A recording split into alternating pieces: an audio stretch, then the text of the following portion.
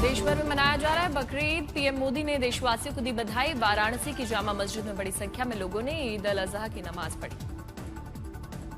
मुंबई की वाईएमसीए मैदान में लोगों ने ईद अल अजहा की नमाज अदा की। लोगों ने एक दूसरे को दी बकरीद की मुबारक। अजमेर में ईद उल अजहा पर खुला ख्वाजा गरीब नवाज की दरगाह, बड़ी संख्या में लोगों ने की दुआएं। अजमेर में नमाज अदा की गई। लोगों ने एक दूसरे को बकरीद की बधाई दी। संभल में कड़ी सुरक्षा के बीच लोगों ने नमाज अदा की। सुरक्षा व्यवस्था को लेकर कड़े इंतजाम।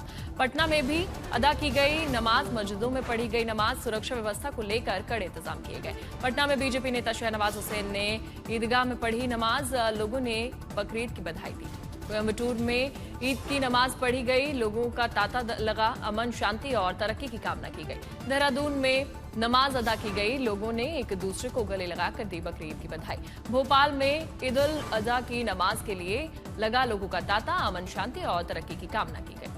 देश भर में बकरीद को लेकर हाई अलर्ट पर प्रशासन। अजमेर शरीफ दरगाह में चादर चढ़ाने के लिए जुटे हजारों लोग नमाज अदा कर मांगी अमन शांति की दुआ। दिल्ली की जामा मस्जिद में भी बकरीद की रौनक। प्रशासन द्वारा सुरक्षा और व्यवस्था बनाए रखने के लिए कड़े इंतजाम। अलग अलग शहरों में बकरीद के मौके पर ईदगाहों और मस्जिदों में नमाजियों की रौनक। सुरक्षा के पुख्ता इंतजाम। उत्तर प्रदेश में बकरीद को लेकर प्रशासन का सख्त आदेश। सड़क पर नमाज और प्रतिबंधित पशुओं की कुर्बानी पर रोक। नोएडा में बकरीद और प्रस्तावित कार्यक्रमों को देखते हुए गौतम बुद्ध नगर में आज से 30 मई तक धारा 163 लागू। बिना अनुमति जुलूस, धरना प्रदर्शन, सार्वजनिक नमाज पर रोक। कोलकाता में पारंपरिक रूप से रेड रोड पर होने वाली ईद की नमाज को शिफ्ट कर ब्रिगेड परेड ग्राउंड में आयोजित किया गया। संभल में बकरीद को लेकर सुरक्षा के अभूतपूर्व इंतजाम किए गए। जिले को 5 जोन और 18 सेक्टर में बांटा गया। आरआरएफ, पीएसी और साथ ही पुलिस बल की तैनाती के साथ साथ ड्रोन और 250 से ज्यादा सीसीटीवी कैमरों से पूरे इलाके में रखी जा रही है निगरानी। हापुड़ में भी ईद को लेकर अलर्ट मोड पर पुलिस। डीएम और एसपी के नेतृत्व में शहर में भारी पुलिस बल के साथ फ्लैग मार्च निकाला गया। मेरठ में भी संवेदनशील इलाकों में पुलिस ने निकाला फ्लैग मार्च। इस दौरान लोगों ने की पुष्प वर्षा। कर्नाटक के मुख्यमंत्री सिद्धरमैया आज इस्तीफा दे सकते हैं। राज्यपाल से मुलाकात के लिए मांगा समय। सिद्धरमैया आज अपने मंत्रिमंडल के साथ ब्रेकफास्ट भी करेंगे। साथ ही डीके शिव कुमार को भी न्योता दिया गया। सूत्रों के अनुसार कल हो सकती है विधायक दल की बैठक। शनिवार को हो सकता है सीएम के नाम का ऐलान।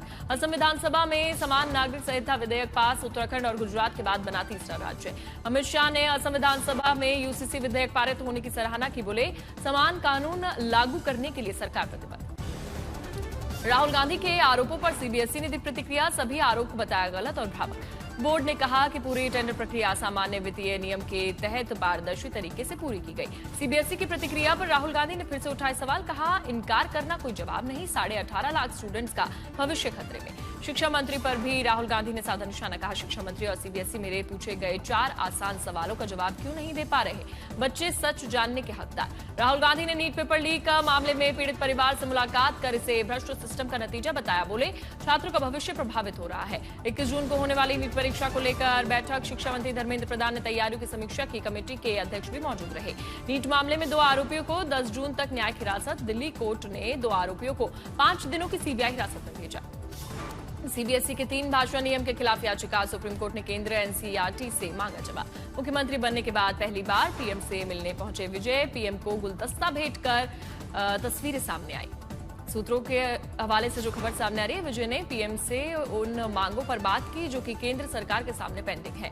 केरल के पूर्व सीएम पिनराई विजयन के खिलाफ ईडी का एक्शन। छापेमारी के दौरान बवाल। समर्थकों ने जमकर मचाया उत्पात। समर्थकों ने इस दौरान ईडी के गाड़ी पर भी फेंके पत्थर। बाल बाल बचे अधिकारी। भारी संख्या में पुलिस बल की तैनाती की गई। ईडी ने दर्ज कराई एफआईआर। पूर्व सीएम विजयन के घर रेड के वक्त हुआ था अटैक।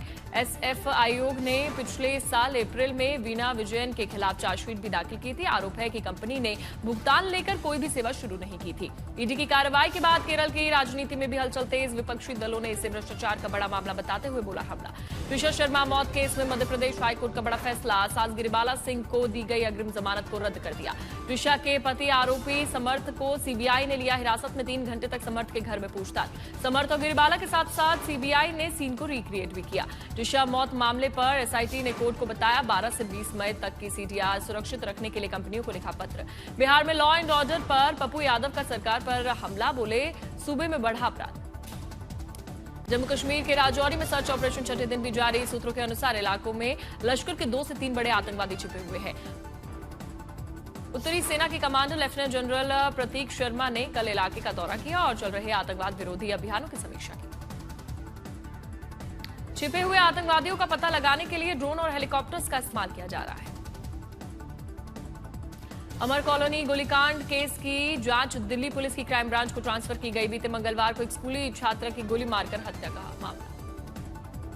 मणिपुर के एक प्रतिबंधित उग्रवादी संगठन का मास्टरमाइंड दिल्ली से गिरफ्तार किया गया। दिल्ली में एक गोपनीय मीटिंग करने आया था उग्रवादी।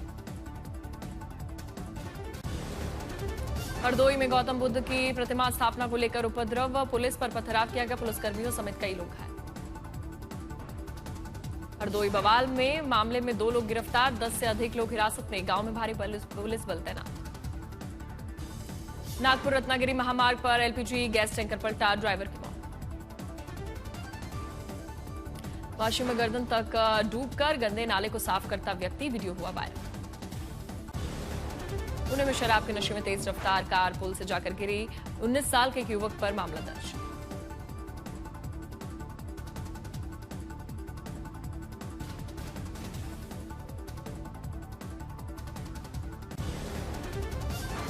संगरूर में सुबह सुबह साइकिलिस्टों पर कार सवार लुटेरों का हमला, मोबाइल लूटकर फरार।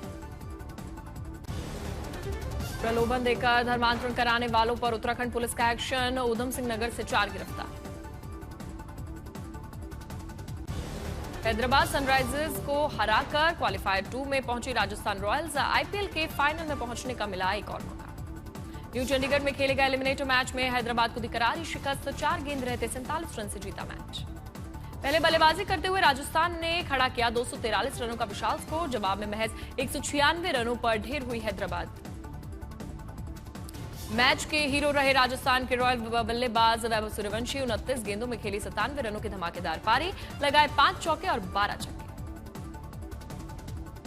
वैभव सूर्यवंशी के बल्ले के सामने हैदराबाद के गेंदबाजों का सरेंडर, 334.48 के तूफानी स्ट्राइक रेट से नापा मैदान का हर कोना, बनाए कई शानदार रिकॉर्ड्स। आईपीएल प्लेऑफ इतिहास में सबसे तेज अर्धशतक जमाने वाले बल्लेबाज बने वैभव सूर्यवंशी, महज 16 गेंदों में जड़ा अर्धशतक।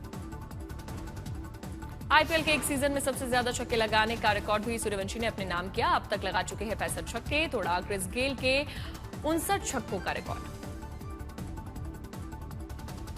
एक ही सीजन में 3 बार एक पारी में 10 या ज्यादा छक्के लगाने वाले दुनिया के पहले खिलाड़ी बने वैभव, एलिमिनेटर में 12 छक्के लगाए। ऑरेंज कैप की रेस में सबसे आगे है वैभव सूर्यवंशी, इस सीजन में अब तक बना चुके हैं 680 रन। इन 680 में से 610 रन सिर्फ बाउंड्री से बनाए।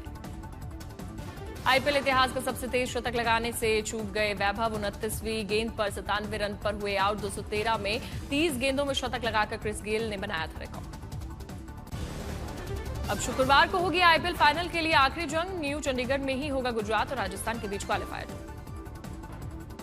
वैभव की शानदार बल्लेबाजी को देखकर समस्तीपुर में जश्न का माहौल, लोगों ने पटाखे फोड़कर मनाई खुशी।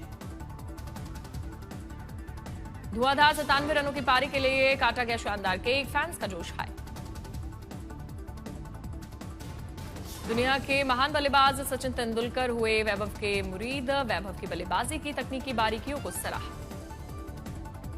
7 समंदर पार पहुंची वैभव सूर्यवंशी की लोकप्रियता, WWE स्टार ने वैभव के नाम की जर्सी पहनकर पोस्ट किया workout video. Indian Open para athletics championship में para javelin thrower Sumit Antil ने रचा इतिहास, फेंका 74.82 मीटर दूर भाला, तोड़ा अपना ही वर्ल्ड रिकॉर्ड। अंतर्राष्ट्रीय मंच पर कई बार भारत का नाम किया रोशन, 2 बार पैरा ओलंपिक में गोल्ड जीत चुके हैं सुमित, 7 बार ध्वस्त किया गया वर्ल्ड रिकॉर्ड। सुमित अंतिल की शानदार उपलब्धि पर केंद्रीय खेल मंत्री मनसुख मंडाविया ने बधाई दी, सोशल मीडिया पर पोस्ट के जरिए कहा ऐतिहासिक प्रदर्शन।